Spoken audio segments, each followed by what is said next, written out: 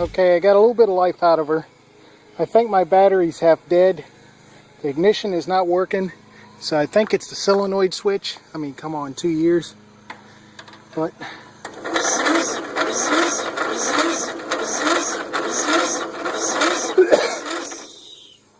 so I'm gonna hook the battery charger to her and let her charge up a little bit. While the battery sits in charge, I think I'm gonna pull the plug, spray a little lubricant up there in the cylinder, spin it around a few times.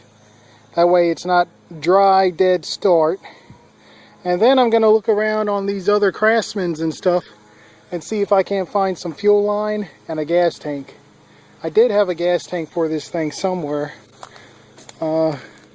It's not in the bed of the mower, so I don't know where it's at really. Maybe I sold it, maybe I took it and used it for something else. That's just how it goes. Just looking at it, I'm gonna have to change the drive belt. It's too tight. My clutch rod is bent. I'm gonna have to change that, or I'm gonna have to change it.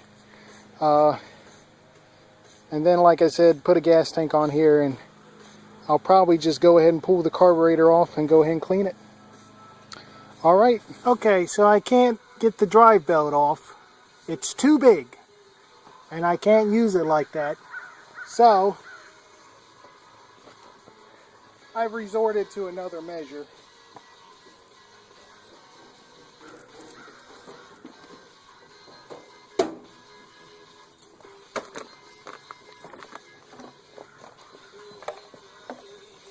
So do not try this on your mower.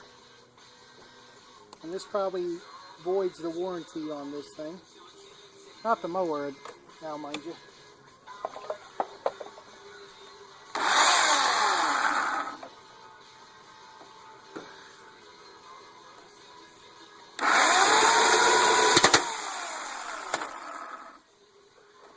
Damn steering wheel's in the way.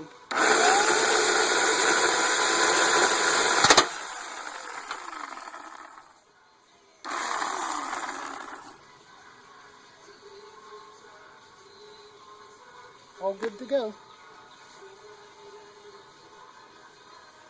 Yeah, there we go. Didn't mess it up.